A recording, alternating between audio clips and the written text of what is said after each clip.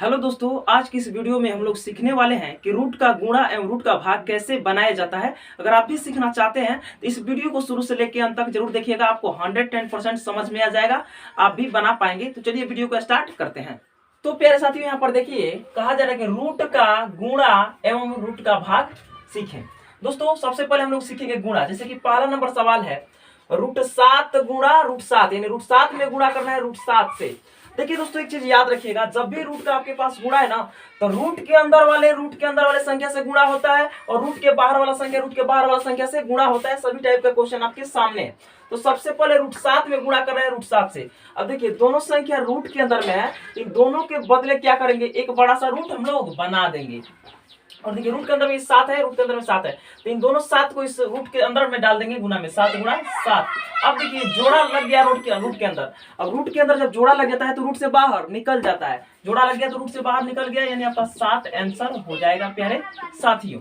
अब देखिए, अब यहाँ पर दूसरा नंबर प्रश्न है कि √3 में गुणा करना है √5 से। मैंने क्या कहा कि रूट के अंदर वाले संख्या से गुणा होते हैं, रूट के बाहर वाले संख्या से गुणा होते हैं। तो देखिए रूट के अंदर में 3 है और रूट के अंदर में क्या है, 5 है। तो इन दोनों के बदले मैंने क्या कहा कि इन दोनों के बदले एक बड़ा सा रूट बना देंगे और इन दोनों संख्या को गुणा करके रूट के अंदर में डाल देंगे। तो 3 में 5 से गुणा करेंगे तो 3 5 15, यही आपका हो गया √15 आंसर। यानी कहने का मतलब हुआ कि जब आप √3 में √5 से गुणा करेंगे तो रूट के अंदर में 5 3 15 आ जाएगा। ठीक है। अब देखिए मैंने क्या कहा, रूट के अंदर वाले संख्या से गुणा होगा और रूट के बाहर वाले संख्या से गुणा होंगे। देखिए ये 3 √5 गुणा 2 √3 है। तो देखिए रूट से बाहर क्या है, 3 है, और यहाँ पर रूट से बाहर क्या है, 2। इन दोनों को पहले गुणा करेंगे, इन दोनों को गुणा करेंगे बाहर वाले संख्या से, तो 3 दूनी 6। ठीक है। अब उसके बाद से इन दोनों के बदले एक बड़ा सा रूट बना सकते हैं, बिल्कुल बना सकते हैं। रूट के अंदर वाले संख्या का गुणा करना है।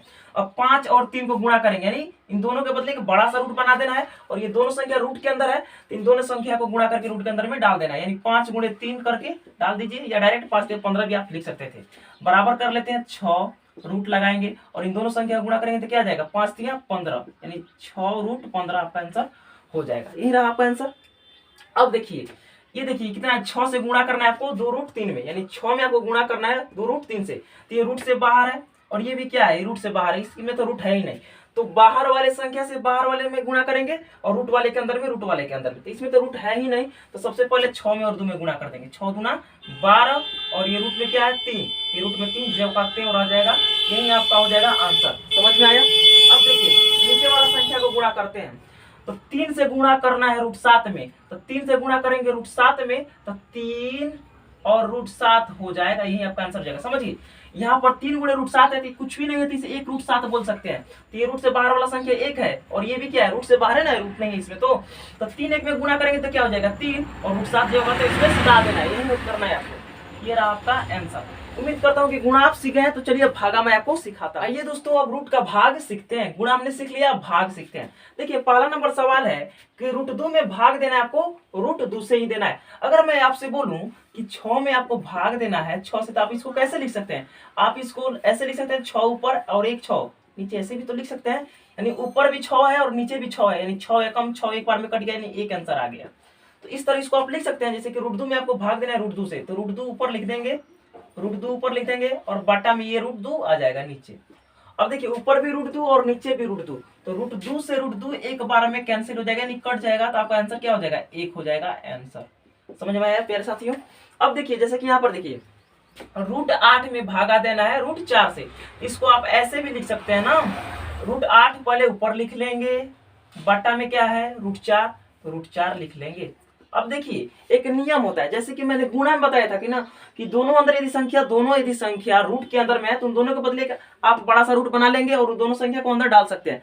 सेम इसी तरह आप इसमें भी कर सकते हैं। √8 बटा √4 है, तो इन दोनों के बदले आप एक बड़ा सा रूट बना लीजिए। ठीक है। अब 8 को ऊपर कर दीजिए और इस 4 को नीचे कर दीजिए। देखिए रूट में भी 8 है और रूट के अंदर में भी क्या है, 4 है। इन दोनों के बदले एक बड़ा सा रूट बना लेंगे, और 8 रूट के अंदर था तो ये भी 8 जो है रूट के अंदर है। 4 क्या था, रूट के अंदर था, तो 4 भी क्या है, रूट के अंदर, और ऊपर में 8 था नीचे में 4 था, यानी 8 बटा 4 था, तो 8 बटा 4 हो गया। अब देखिए 4 से ये 8 कट जाएगा, 4 दूनी 8, तो ये क्या है, रूट तो है और 2 क्या है अंदर में आ जाएगा, यहाँ आपका आंसर हो जाएगा √2 आंसर हो जाएगा। ठीक है। देखिए अब यहाँ पर देखिए 10√6/5√2 है, तो आप इसको ऐसे भी लिख सकते हैं ना, 10√6 ऐसे करके 10√6 और भागा है तो बट्टा लगा देंगे और नीचे क्या लिखेंगे इसके बट्टा में 5√2। ठीक है, ऐसे लिख सकते हैं। अब देखिए पहले काट दीजिए, 5 से ये 10 कट जाएगा, 5 दूनी 10, 2 बार में कट गया। अब इस 2 से इस 2 को मत काट दीजिएगा क्योंकि ये रूट के अंदर में है, तो इसको आप ऐसे लिख सकते हैं 2√6/√2। देखिए ये 2 क्या है, गुणा में है, तो आप इसको ऐसे भी लिख सकते हैं 2 गुणा, अब देखिए √6/√2 है, तो आप इसको ऐसे भी लिख लीजिए, इन दोनों के बदले एक बड़ा सा रूट लगा लीजिए और 6 ऊपर में लिख लीजिए और 2 नीचे, क्योंकि दोनों रूट के अंदर में है तो इन दोनों के बदले एक बड़ा सा रूट बनाएंगे, 6 जो है ऊपर और 2 क्या है नीचे। ऐसे आप कर सकते हैं। अब ये 2 से क्या 6 कट जाएगा कि नहीं, 2 3 6, ये क्या हो जाएगा प्यारे साथियों, देखिए 2 तो पहले से गुणा में है तो गुणा में लगा लीजिए, कुछ भी नहीं था यहाँ पे गुणा रहता था इसलिए मैंने गुणा लगाया। अब रूट के अंदर में क्या आया 3, क्योंकि 2 3 6, 3 से कट गया 6, 3 बार में कट गया, 2 से 3 बार में 6, तो रूट के अंदर में 3 आ जाएगा कि नहीं, तो रूट के अंदर में 3 आ जाएगा। और जब आप गुणा करेंगे 2 से √3 में तो क्या आंसर आ जाएगा 2√3, यही आपका आंसर हो जाएगा। उम्मीद करता हूँ कि भागा भी आप समझ गए होंगे। अगर आपको वीडियो अच्छी लगी हो तो वीडियो को लाइक करके जाना है। तो फिर मिलते हैं नई वीडियो के साथ, तब तक के लिए जय हिंद, वंदे मातरम।